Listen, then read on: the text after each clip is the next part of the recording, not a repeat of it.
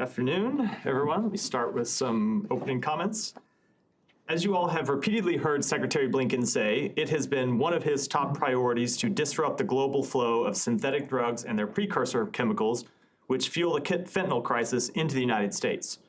For years, bilateral cooperation between the United States and the People's Republic of China on counter-narcotics had been suspended, which hindered our ability to make progress on addressing this crisis that touches the lives of so many Americans.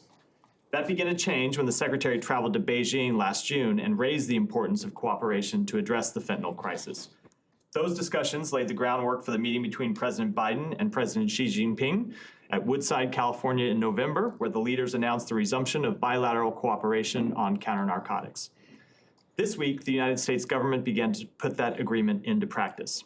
Over the past 2 days, Assistant Secretary for International Narcotics and Law Enforcement Affairs Todd Robinson joined an interagency delegation to Beijing, marking the initiation of a bilateral counter-narcotics working group with the PRC. The launch of this working group marks an important step to advance concrete law enforcement action and to coordinate targeted measures to stop the illicit flow of precursor chemicals that are fueling the fentanyl crisis. At this working group, the United States emphasized the importance of multilateral and international cooperation on chemical precursor scheduling, information sharing, and other measures. The PRC has already started to take steps to dramatically curtail the supply of fentanyl precursors, including taking regulatory and law enforcement action against dozens of PRC-based synthetic drug and chemical precursor suppliers, issuing a notice to industry, and resuming the submission of chemical incidents to the International Narcotics Control Board's Global Information Sharing Database. Those were important initial steps, and through this working group, we will continue to press for concrete action. Addressing the fentanyl crisis in the United States and the surge of synthetic drugs globally is a transnational challenge that demands a strong and coordinated global response. We will continue to engage in the robust diplomacy required to make that happen. With that, Mr. Lee. Thank you. What can you tell us about the Secretary's imminent travel plans? I don't have any announcements to make about upcoming travel. Obviously, he has made 4 trips to the Middle East since October 7th, and you can certainly expect him to make future visits, but I don't have any announcements to make today.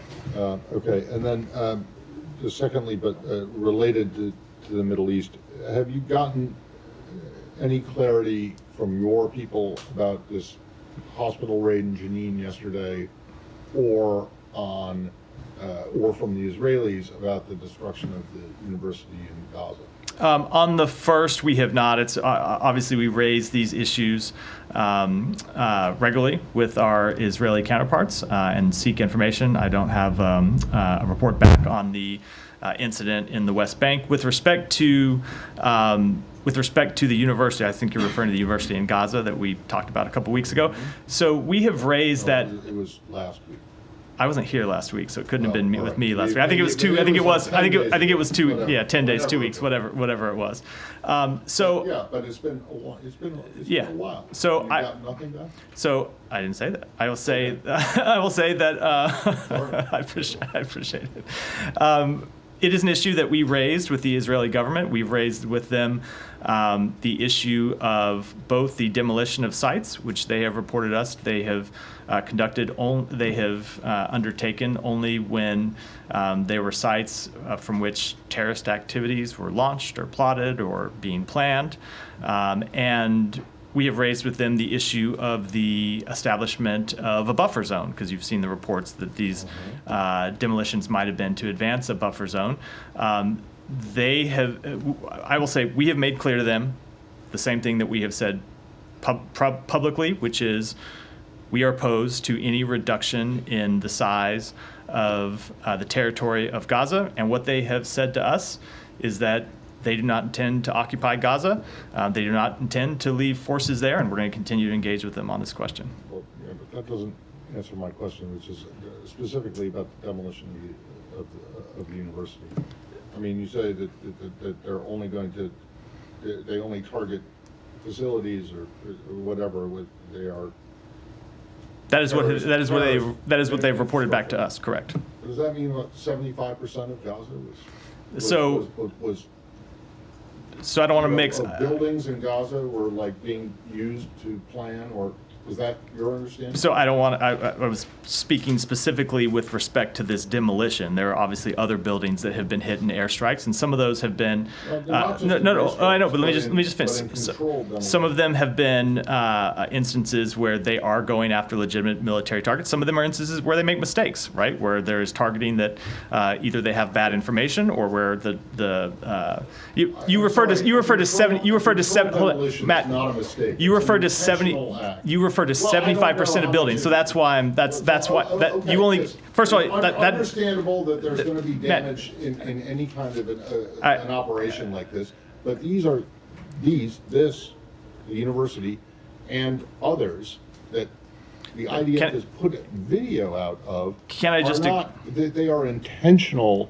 right. Sorry, And, so and my, and all let me, of let, those let, so far- just give me, hold on, well, just but, let me finish. well, but, all right, you All let, of those. We'll have a deal to they let have each other They finish. have told you that all of those that you've asked questions about, all of those buildings, those facilities, were being used or had been used to either plot or conduct Yes. terrorist operations. That is what I have said. And you accept that? That is I mean, what which they, is fine. that is what they have told us. We don't have the ability to independently verify all these issues. But let me just, I want to follow up on what I was saying a minute ago.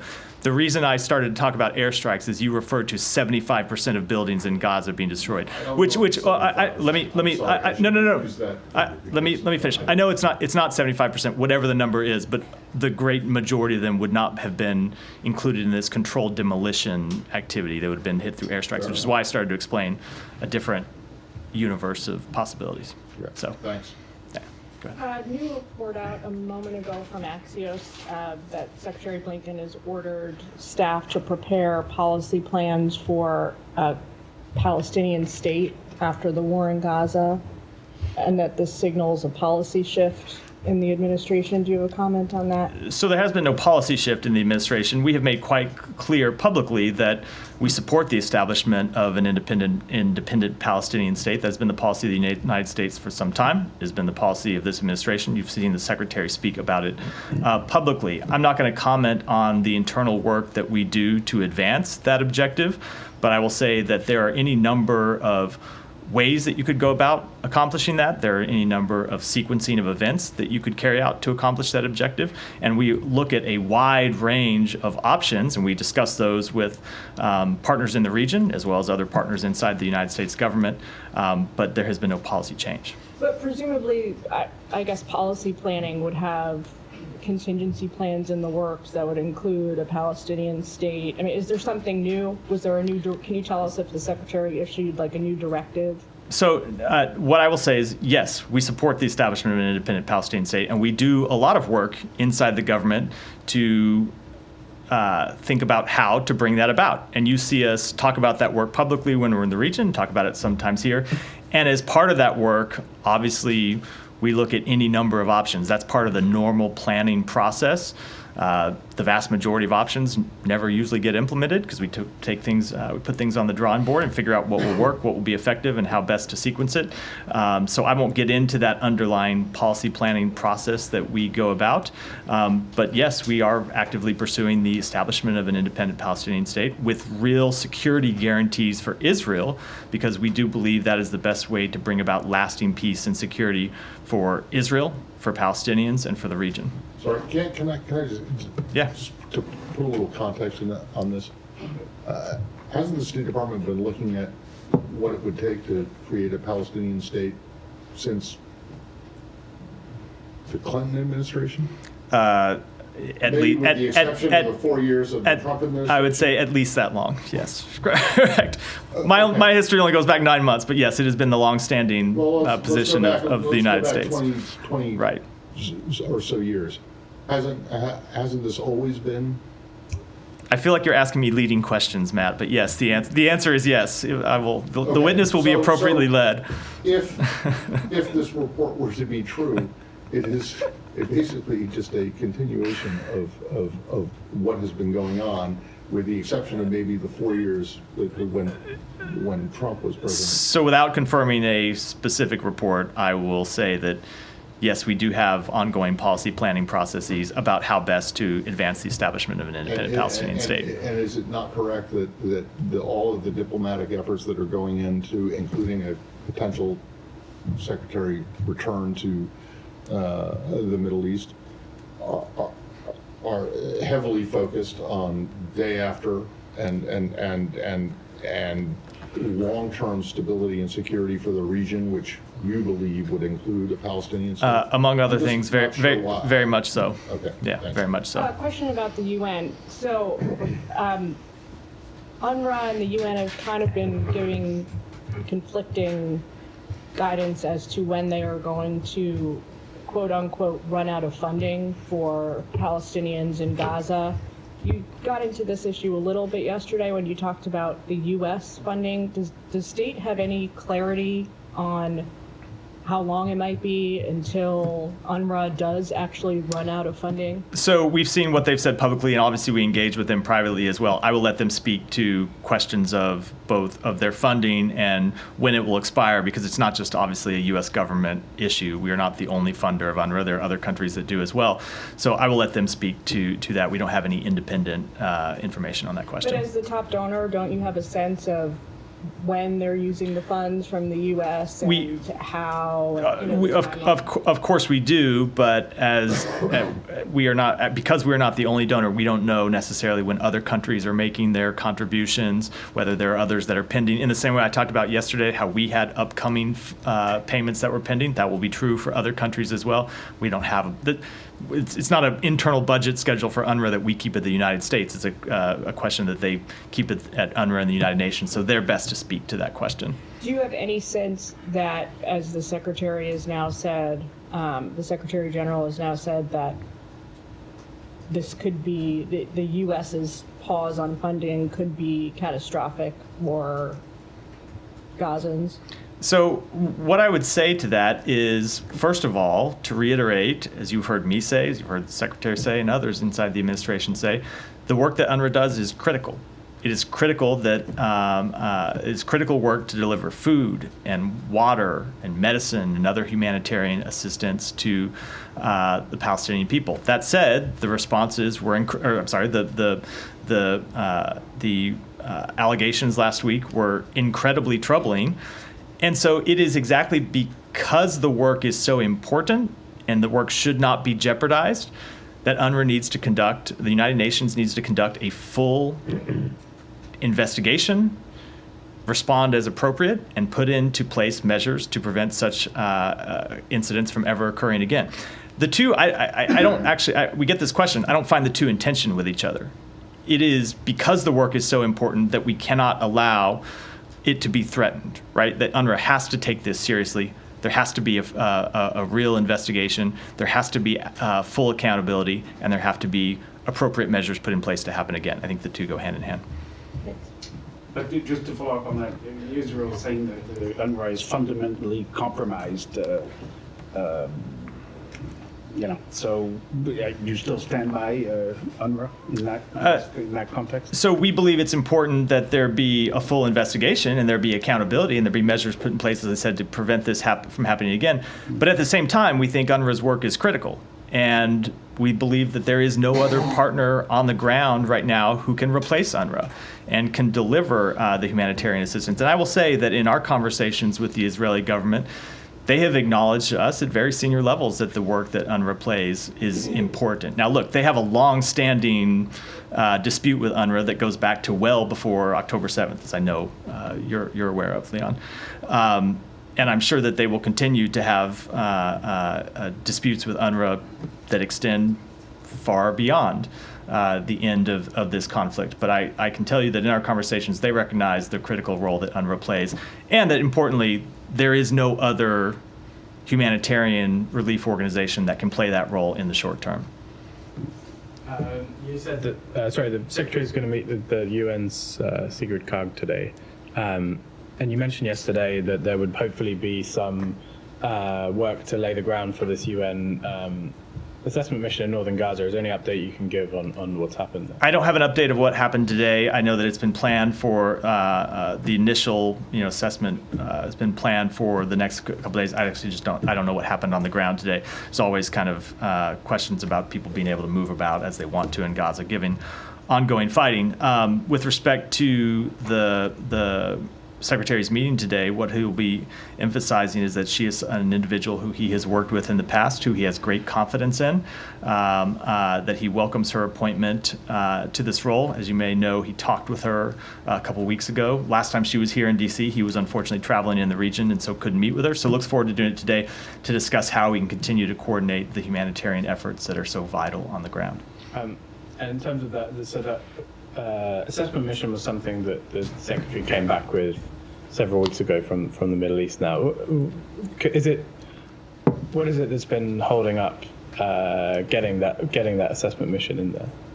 It's quite clear it was ready to go, and there was a resurgence of fighting in the north after Israel pulled a number of units out. There were Hamas fighters that regrouped and started launching rockets and started launching attacks against Israeli forces.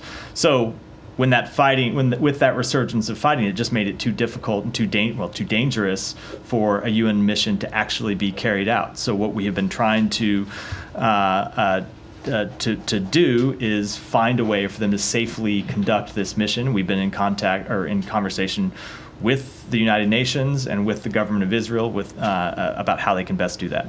And I should add, we want to see it launched as soon as possible. And I think it would have been launched in the last few weeks if not for this resurgence of fighting. Shannon. Thank you. The Iranian-linked militia that the Pentagon says is likely responsible for the attack on Tower 22 over the weekend has announced that it's going to temporarily suspend attacks on U.S. forces, really implying that Iran has pressured the group to do so. The Pentagon basically responded that it's too little too late. But from the State Department's perspective, is this a positive sign that Iran might be listening? So I will echo something I heard my colleagues at the Pentagon also say with respect to KH, which is that we will judge this group, as we do all of these Iranian proxy groups, not by what they say, but by what they do. And this is a group that we have seen launch attacks on U.S. forces in the region, U.S. interests in the region. We have made clear for some time that those attacks need to stop. They did not stop, and so as you heard the president say, we will be holding organizations accountable. This is not to preview any specific actions that we will take, but that we will be taking steps to hold accountable those who are responsible for the deaths of U.S. soldiers. But on that pending response, the president said he's already decided how to respond. Is there any fear from an escalatory standpoint in this building that something that's sustained, multifaceted, hitting multiple targets could just contribute to the tit for tat we've seen? So I will say that the United States response will not be escalatory. Our actions to date to defend U.S. troops have not been escalatory. We have made clear from the outset of this conflict that we don't believe it's in anyone's interest to see the conflict escalate. It's not in the United States' interest. We don't believe it's in the interest of any country in the region, and that includes Iran. At the same time, we will defend our personnel and we will defend our interests. And we made that clear for a number of months, and you've seen us respond and take action, take military action at times to respond to attacks on U.S. troops and to respond to attacks on commercial shipping. And we will continue to hold accountable those who attack our forces. But we will do so in a way that is appropriate, while at the same time making clear we do not want to see this conflict escalate in any way, shape, or form. Jenny. Thank you. With two questions in North Korea and China and Russia. Last week, as North Korea launched the cruise missiles, Chinese foreign ministry officers and North Korean foreign minister or officers met in Pyongyang.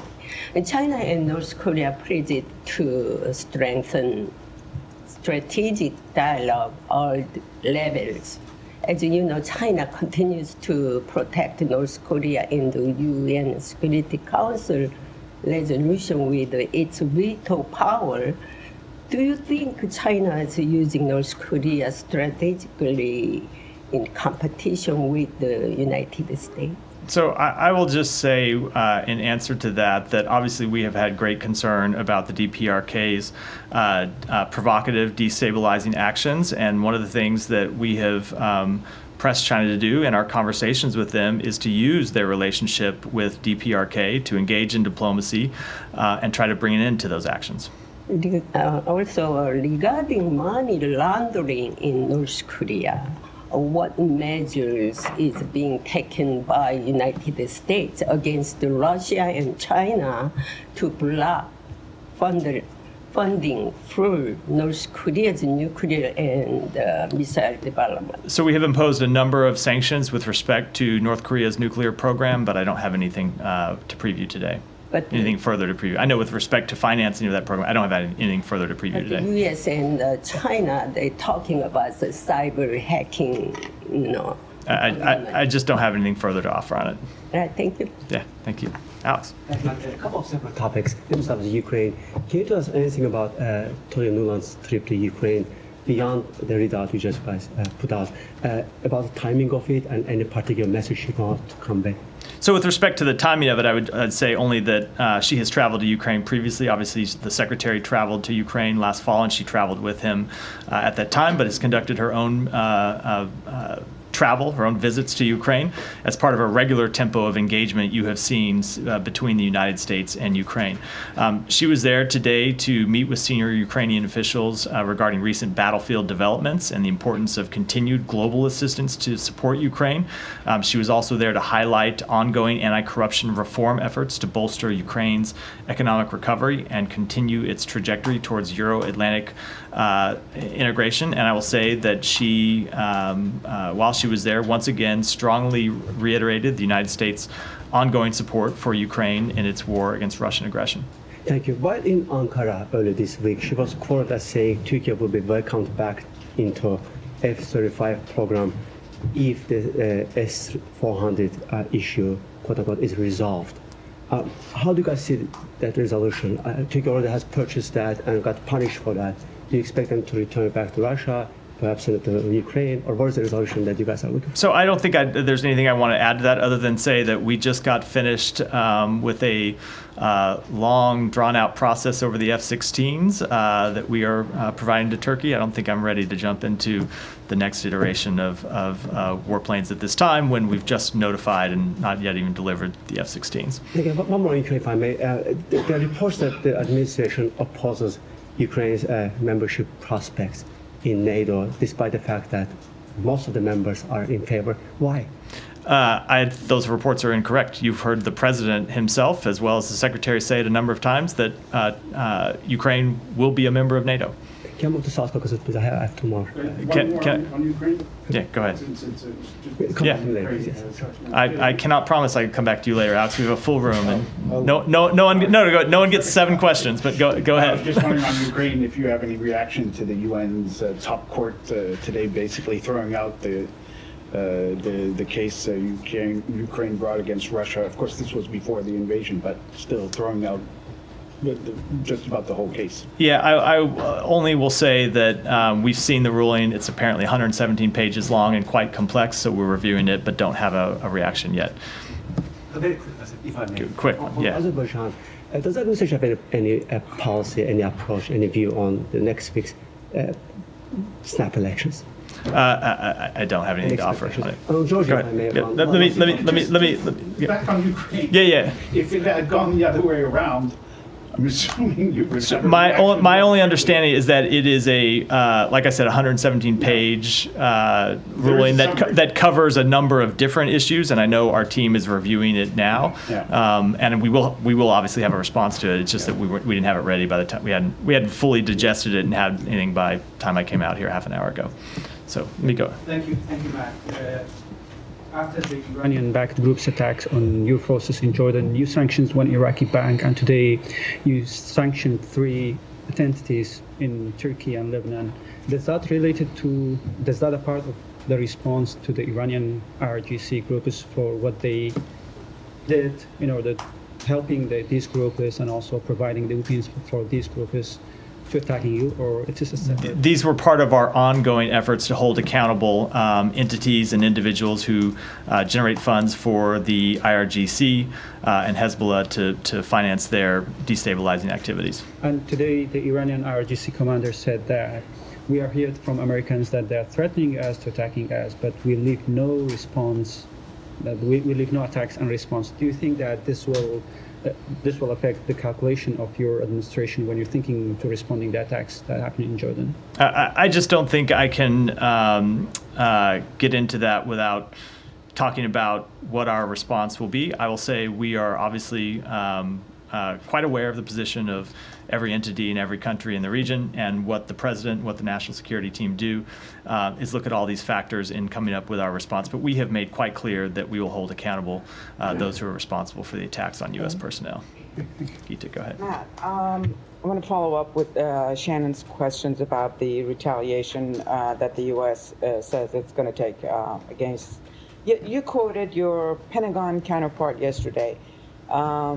That was when the KH in Iraq had announced that it was going to suspend their military activities. Now today, Syria Observatory says that the IRGC has ordered its proxies in Syria to also stop attacking U.S. interests. Could this in any way impact at least the scale and scope of the U.S. response to these groups? So again, I don't want to comment on what that response will look like, and it's hard to answer the question without commenting on that. But I will say that with respect to all of these groups, we will judge them by their actions, not by what they say. And so what we have seen a number of these proxy groups is take actions against United States personnel and against United States interests. And as we've made clear, we will hold them accountable for those actions. Have there been any communication with Iran, whether directly or indirectly, since the attack on Tower 22? I don't have any communications, either direct or indirect, to read out. As we've said in the past, we have ways to make our interests known to Iran when it's in our interest to do so. But I don't think our position is lost on Iran. I think they know quite clearly that we, number one, don't want escalation in the region. We, number two, want the attacks on our personnel to stop and our interests to stop. And number three, we'll hold accountable those groups that launched the attacks, those responsible for the attacks, at a time and place of our choosing. In answer to Shannon, you also said that the U.S. response will not be escalatory. How is that? Because the U.S. response will be to hold accountable those who launch attacks on our troops. The response will be a justified response to attacks on our troops that caused the death of 3 American soldiers and the injury of dozens more. And we will do so in a way that, I was going to say, we will also make clear to everyone in the region that we don't see conflict with Iran. We don't want conflict with Iran. We don't see conflict with any party in the region. And we don't think conflict is in anyone's interest, but it is incumbent upon the United States to protect our military, and we will do that. One more question. All right, these groups have said they're going to stop their actions, but on the other side, another Iranian proxy group, the Houthis, have said that they're going to continue facing the U.S. and the U.K. They're going to continue with their actions and everything. Seems like this is what the U.S. is doing is trying to stop them is not really. We have always been, I will say with respect to the Houthis, we have always made clear that this would be a process that would take place over time. You are not going to eliminate someone's military capabilities overnight, but if they continued these attacks, we would take the appropriate actions to degrade their ability to do so. All right, thank you. Go ahead. Thanks, Matthew. So I've been told by a reliable source that the IDF is looking into Red Cross personnel participating in the October 7th attack. Is the State Department aware of such an investigation? I am not. Okay, and given the Axios report about State Department plans to possibly recognize an independent Palestine, what do you say to critics who would say that this is rewarding terrorism? So first of all, sometimes I struggle to even know how to answer those types of questions.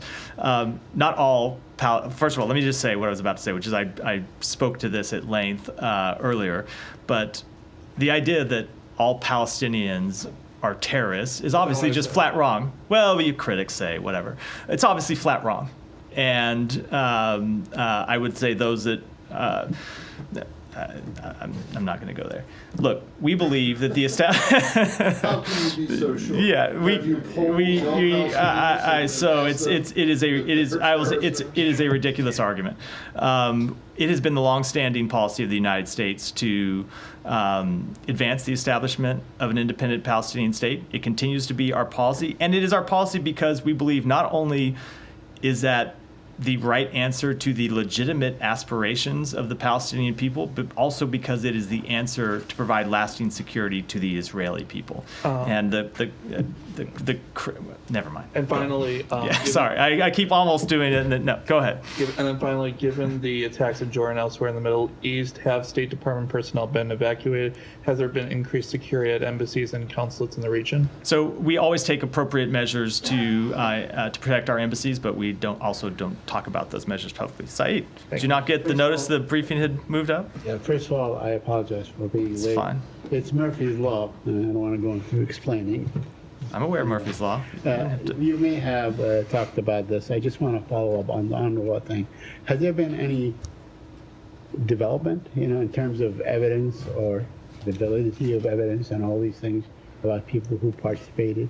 So there is evidence that the Israeli government developed that they presented to us and that they presented to UNRWA. We found that evidence to be credible, but you don't just have to take the United States government's. Hold on, you don't have to just take our opinion that the evidence was credible. UNRWA found the evidence credible as well. Okay. So let me ask you this then. I mean, look, Israel stands accused of committing genocide, and it's allegation. That we reject. It was and we believe is unfounded. CJ and so on, but they continue to receive a lot of money. I mean, they get $3.8 billion a year. There's, talk about pumping maybe $14 billion and so on. So, how do you juxtapose these things against one another? So, first of all, that's a kind of a loose question, but I'll say with respect to the charges of genocide, we believe that they're unfounded, and we have said that we believe that they're unfounded. We continue to support Israel's right to take action to ensure that the terrorist attacks of October 7th cannot be repeated, but we want them to do so in a way that complies fully with international humanitarian law. Yeah, there are certainly, settlers who serve in the Israeli army that you probably, designate as either extremist or things of that nature. I mean, we can also look at the Israeli government that has maybe 12 members who basically have called for the ethnic cleansing of Palestinians, but they continue to be members of that government in good standing, receiving a great deal of aid, correct? And we made clear our disagreements with the calls by members of the government to force Palestinians from their homes in Gaza.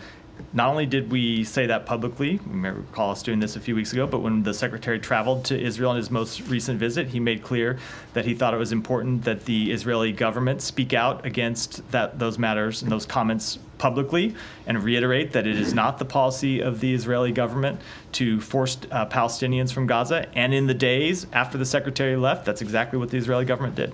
And finally, it seems that members of Congress yesterday met with an Israeli official and they discussed with him alternative to UNRWA.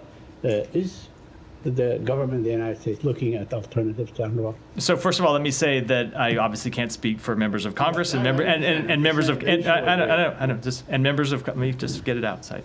And members of Congress don't speak for the United States government. We believe that UNRWA plays a critical role that cannot be replaced. There is no other humanitarian partner in Gaza right now that could play the role that UNRWA does. Thank you. Go ahead. I'll come to you next, Willie.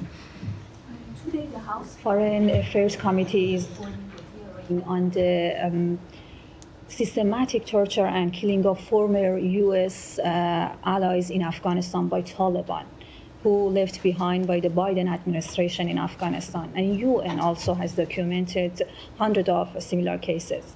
What the US government is doing to protect its allies in Afghanistan? So I am not familiar with the testimony that was given today, and I want to make sure that I give a complete and accurate response. Let me take that question back. I want to see what the testimony actually was and get you a response to it. What Willie, about go ahead. Afghan Adjustment Act? I'm sorry? What about Afghan Adjustment Act? Don't you think it's a time to Biden administration to push the Congress for passing Afghan Adjustment Act? Let me just take that one back. Willie, go ahead. Thanks, appreciate it. I wanted to just go back to the Jenin hospital raid just quickly. I have a colleague who went to the hospital, spoke to people there.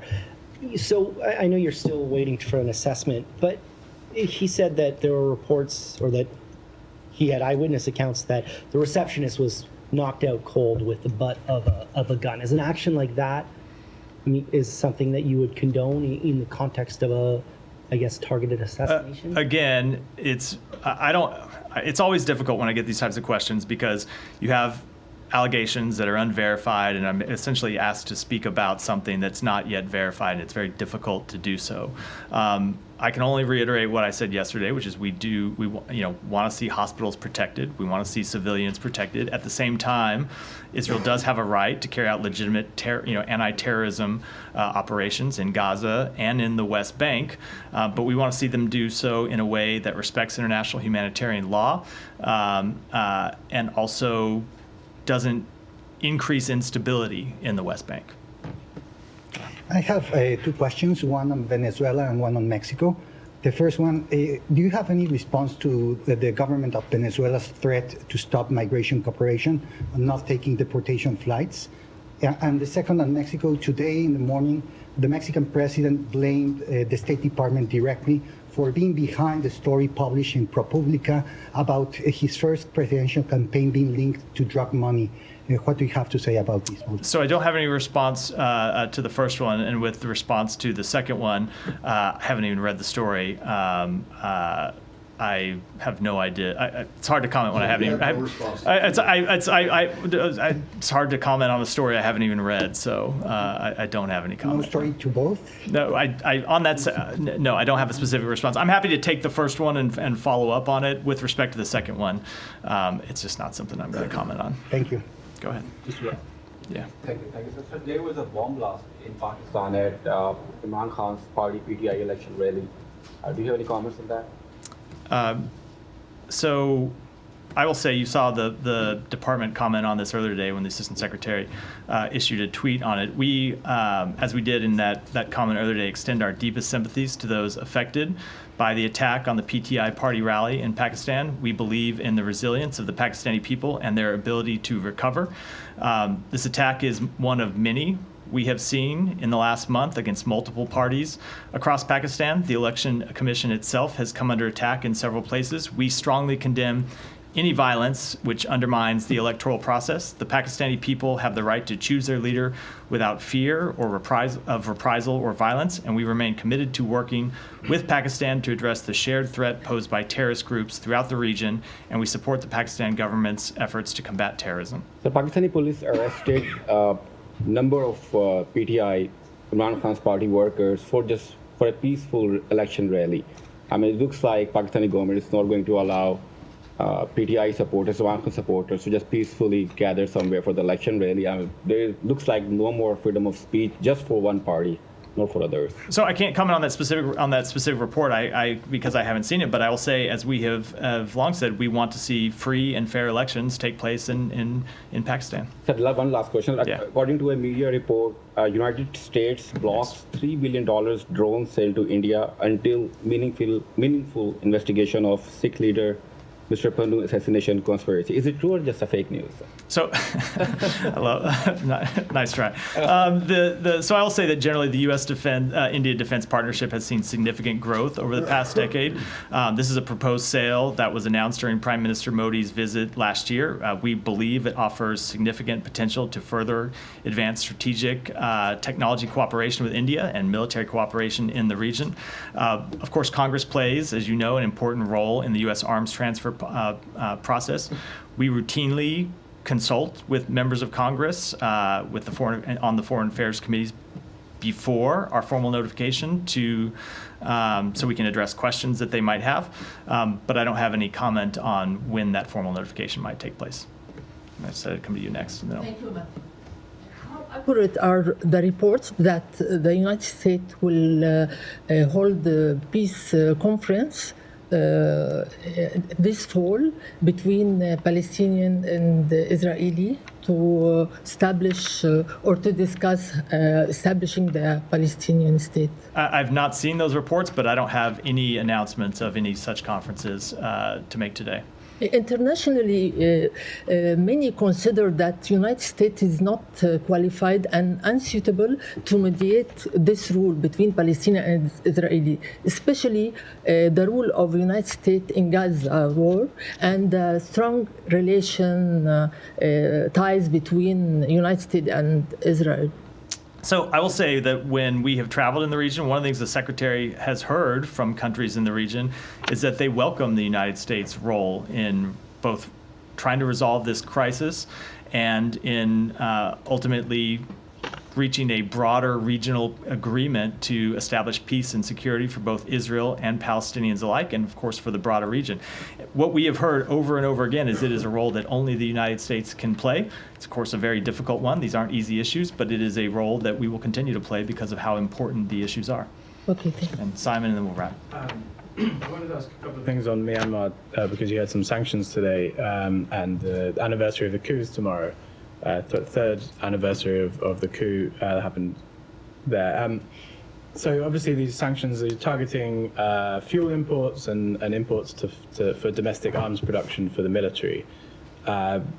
This is a military that's engaged in a civil war. So I'm interested from the US perspective, are you trying to, do you have a side that you're supporting in the conflict between Burmese military and groups that oppose the coup that they conducted? So what we have done, and what I'll reiterate today, is to call on the military regime to end its violence against the people of Burma, to release those unjustly and arbitrarily detained, to allow unhindered humanitarian access and respect the will of the people for return to the path towards representative democracy. We have always supported the people of Burma and their ability to chart their own path, and including through the actions that you saw us take today, we have ramped up our economic and political pressure on the military regime, including by restricting U.S. dollar transactions with state-owned enterprises that provide revenue enabling the military to harm and kill its own civilians. So we are going to continue to support efforts by the opposition to the regime and to seek a resolution of the conflict that provides for genuine and inclusive multi-party democracy. And in terms of those efforts to support opponents to the regime, the last year's NDAA included language that gives you the opportunity to provide non-lethal aid to People's Defense Forces and ethnic armed groups in Burma. I wonder, are you providing any non-lethal aid to those groups? Let me take that one back and give an answer. And just finally, the National Security Advisor met with Wang Yi in Bangkok on the weekend. Out of that came from the White House some discussion that Myanmar was discussed in that meeting, and talk about lower level talks potentially between US officials and Chinese officials on trying to resolve the conflict in Myanmar. Is there anything you can tell us on that? Are there a working group level meetings that are planned to try to discuss this with the Chinese, and what would you want the Chinese to do on that? So there's nothing that I can speak to today other than to say that we have believed that Chinese engagement on this issue could be constructive, and it's something we'll be following up on in the coming days and weeks, and we'll have more to say at that time, but I don't have anything to announce today. Thanks. That wrap for today. Thanks, everyone. Thank you.